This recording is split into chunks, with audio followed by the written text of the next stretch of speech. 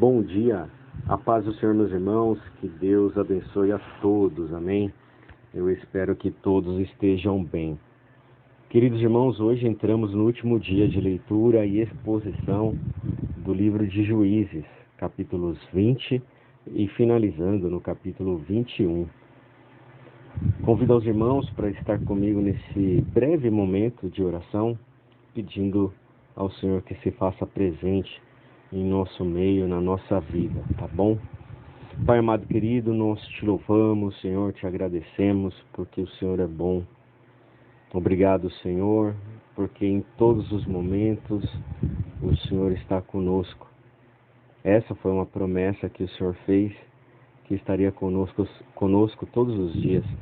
E te louvamos, ó Pai, pelo teu amor e pela tua fidelidade. Um Deus único, um Deus verdadeiro, um Deus que é suficiente. Não precisamos de outro, não precisamos de outras coisas. Precisamos somente de Ti, Senhor. A Tua presença é que nos basta. Obrigado, Deus, por estar sempre disposto a nos ouvir. O Senhor está sempre ouvindo os Teus servos e que possamos, ó Deus, reconhecê-lo como este Deus único, verdadeiro e poderoso que é.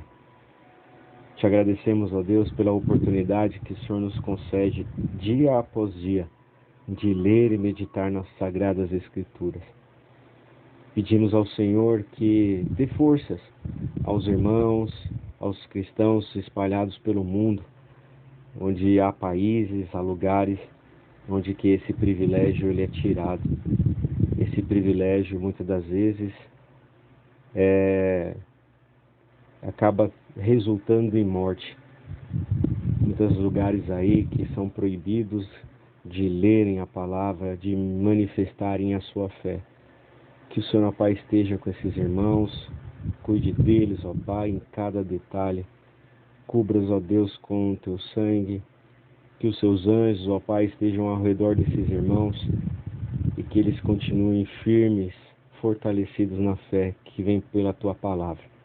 E nós, ó Deus, aqui no Brasil, que nós temos essa liberdade, ainda temos essa liberdade, que o Senhor, ó Pai, nos conceda essa graça cada dia mais. E que possamos ser gratos ao Senhor por estar num país onde possamos proferir a nossa fé. Que possamos abertamente, em todo e qualquer momento, pegar as Sagradas Escrituras e meditar nela. E se alimentar dela, porque é alimento espiritual para as nossas vidas. Que a Tua palavra, ó Deus, seja guardada em nossos corações. Que todos os ensinamentos que cada professor tem se dedicado para passar aos irmãos, servir aos irmãos. Que essa palavra, ó Deus, venha a ser guardada em nossos corações para não pecar contra o Senhor. Te louvamos, ó Deus, por este dia maravilhoso. Te louvamos e agradecemos, ó Deus, por este livro que estaremos finalizando, mais um livro que estaremos finalizando a leitura, exposição, meditação.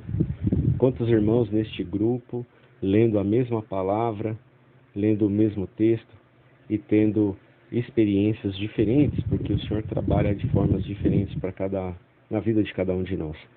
Isso mostra a grandeza do nosso Deus. Obrigado, Senhor, pelo Teu amor. Obrigado por ter enviado Teu Filho Jesus, que numa cruz do Calvário morreu, verteu todo o Teu sangue, para que através do Teu sangue fosse redimidos os nossos pecados. E esse elo de ligação que havia sido rompido pelo pecado, ele foi restaurado. Nós Te louvamos e agradecemos pelo Teu Filho. Que Teu Espírito Santo, ó Deus, venha nos consolar nos dias maus. Teu Espírito Santo venha nos esclarecer, nos mostrar a verdade, que venha dar entendimento, sabedoria. Que possamos, ó Pai, sermos revestidos de poder, graça e unção. Deus amado querido, nós Te louvamos por todos os benefícios que o Senhor tem nos dado. Obrigado, Senhor. O anelo da nossa alma, como diz Davi, é um dia estar contigo, ó Deus, numa vida eterna e uma vida gloriosa ao Teu lado. Esse é o anelo da nossa alma. Estamos ansiosos para que o Senhor possa voltar e nos levar para si. E contigo, ó Deus, viver uma eternidade em adoração e louvor. Obrigado, Deus, e que continue conosco. Em nome de teu Filho amado Jesus, o nosso Senhor e Salvador. Amém. Queridos irmãos, capítulo 20, aqui nós vimos os últimos versículos, do capítulo anterior, que mostram um levita partindo sua concubina em 12 pedaços e enviando cada parte de seu corpo a uma das tribos de Israel, narrando o sucedido por parte dos filhos de Belial, que se abrigavam entre os benjamitas. Aquilo, amados irmãos, comoveu cada tribo, e juntaram-se perante o Senhor em Mispa, num total de 400.000 homens, que tiravam da espada. Foi a primeira vez que as tribos se reuniram, mas o objetivo disso era uma guerra civil. Os filhos de Benjamim já sabiam do que estava para suceder, mas mesmo assim não temeram. Um total de benjamitas era de 26.700 homens, entre os de Benjamim e os moradores de Gibeá.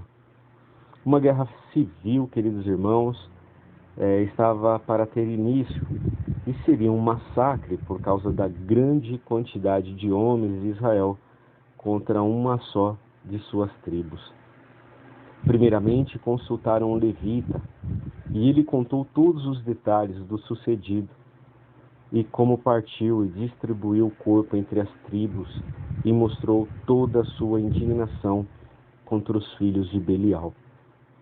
Depois, queridos irmãos, foram até os filhos de Benjamim, e pediram a eles que dessem os filhos de Belial para os filhos de Israel, para que houvesse justiça, e fossem julgados e mortos os que cometeram tamanha barbaridade. Os filhos de Benjamim não quiseram ouvir os filhos de Israel, e se prepararam para a guerra, juntando seu exército de homens canhotos, hábeis no manuseio da funda, que seriam capazes de acertar um fio de cabelo a uma boa distância. Em terceiro lugar, queridos irmãos, os filhos de Israel consultaram o Senhor sobre qual tribo iria primeiro no comando e como se daria o ataque. Eles estavam sendo coerentes, cautelosos, sábios, e estavam procurando uma solução para o caso, para resolver este problema.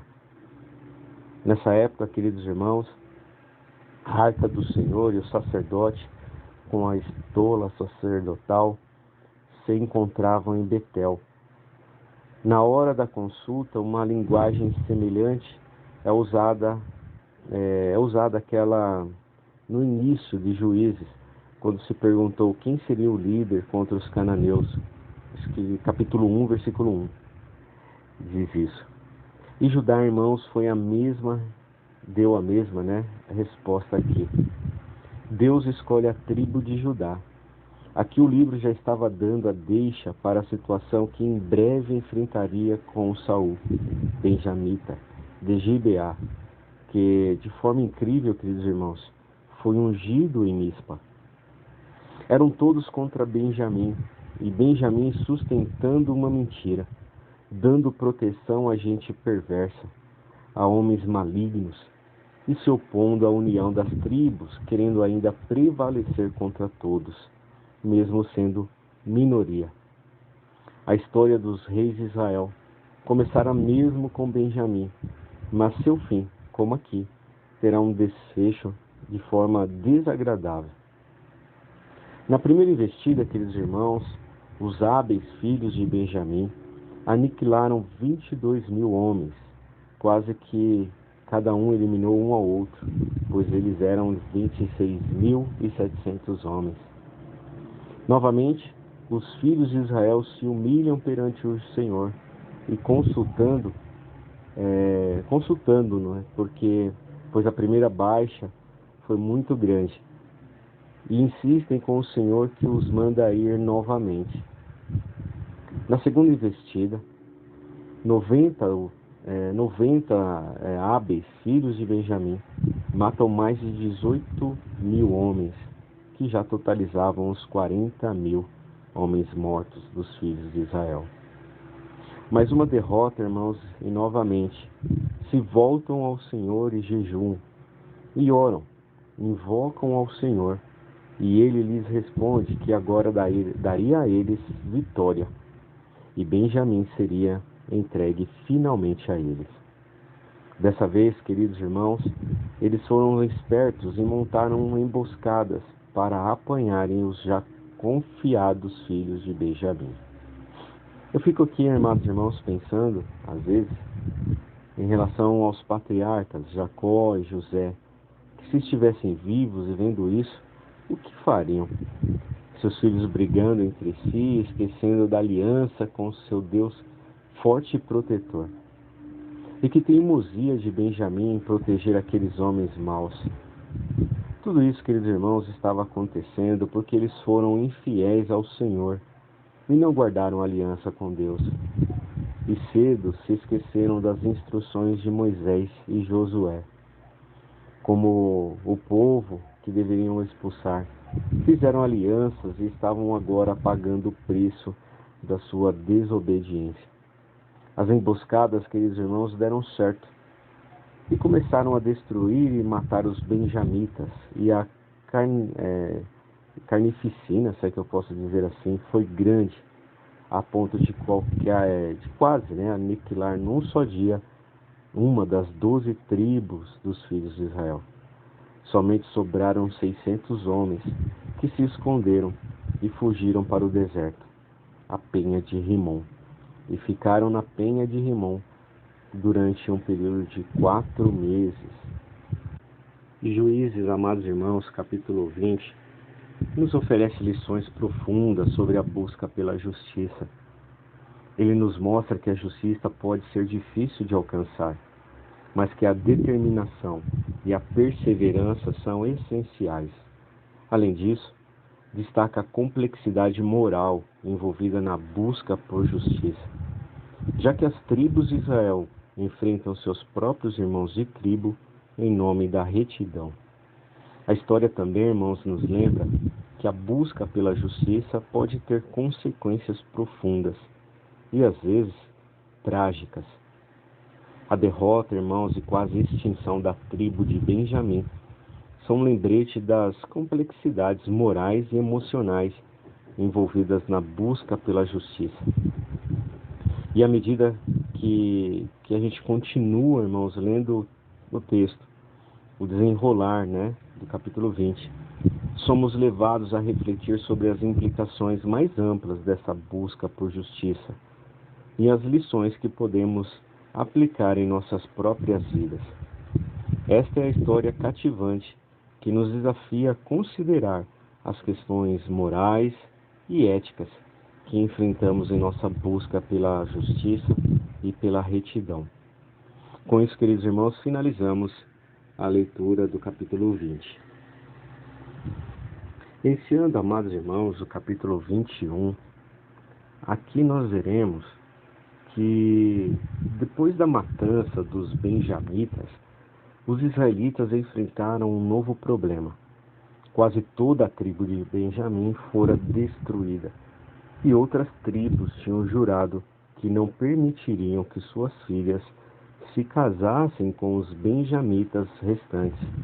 Como seria, então, preservada a tribo de Benjamim? Em busca de um meio, irmãos, de preservar a tribo de Benjamim, para que não se extinguisse, os israelitas procuraram determinar se havia alguém que não tivesse se reunido com eles em Mispa. Eles tinham jurado que qualquer que se recusasse a vir a Mispa seriam condenados à morte. Depois de investigar, descobriram que Jabes de Gileade não atendera ao apelo de se reunirem em assembleia. Portanto, 12.000 homens foram enviados contra Jabes de Gileade, com ordem de matar os homens e as mulheres casadas, mas trazer as virgens ao acampamento de Siló. Toda a congregação, pois, enviou mensageiro aos filhos de Benjamim, que estava na penha Rimom. Os benjamitas que restaram receberam a garantia de que as intenções dos israelitas eram pacíficas, e as virgens de Jabes de Gileade tornaram-se as esposas de 400 deles. À vista do juramento que fizeram de não dar esposas aos benjamitas e querendo preservar Benjamim da extinção, era preciso então, irmãos, arranjar meios de conseguir esposas para eles. Descobriram então um modo de se esquivarem do voto. Durante uma festa anual em Siló, as jovens da cidade seriam apreciadas dançando. Os benjamitas foram instruídos: ide, emboscai-vos nas vinhas, até que cheguem as jovens. Então deviam sair e cada um arrebatar sua mulher. Assim, os benjamitas arranjariam esposas e os israelitas não violariam seu juramento, pois não teriam dado suas filhas aos benjamitas. Se houvesse queixas dos parentes das jovens envolvidas, os israelitas disseram que intercederiam em favor dos benjamitas. Assim fizeram, amados irmãos, os filhos de Benjamim e arranjaram esposas, retornando às suas casas e reconstruindo as cidades que foram destruídas na guerra. A assembleia dos israelitas foi dispersa depois que ficaram resolvidos os assuntos relacionados com os benjamitas. O livro, irmãos, termina com um lembrete de que esses tristes acontecimentos tiveram lugar durante o período em que não havia rei em Israel, e cada um fazia o que se achava mais reto. Embora a mão de Deus possa ser encontrada através de toda a história dos juízes, o fracasso humano, se destaca com nitidez, esse fracasso humano, no livro de Juízes. E finalizando, amados irmãos, o livro de Juízes, nós vemos que a mensagem de Juízes é que somente um rei justo, honesto e temente a Deus poderia conduzir o povo à obediência à lei de Deus na terra prometida, e que esse rei, preferencialmente, não seria de Benjamim, mas sim de Judá, conforme profetizara Jacó: o cetro não se arredará de Judá, nem o bastão de entre seus pés, até que venha Siló, e a ele obedecerão os povos. Siló, sim, ele é Jesus Cristo de Nazaré, que veio há mais de 2000 anos, irmãos, e que aqui estamos no século 21, aguardando a promessa de seu retorno. Cremos nisso, em nome de Jesus. Queridos irmãos, eu gostaria de agradecer aos irmãos mais uma vez todo o carinho, o apoio, as orações que os irmãos tiveram comigo nesse período. Peço perdão aos irmãos caso tenha falhado em algum momento, em alguma coisa, que os irmãos me perdoem, amém?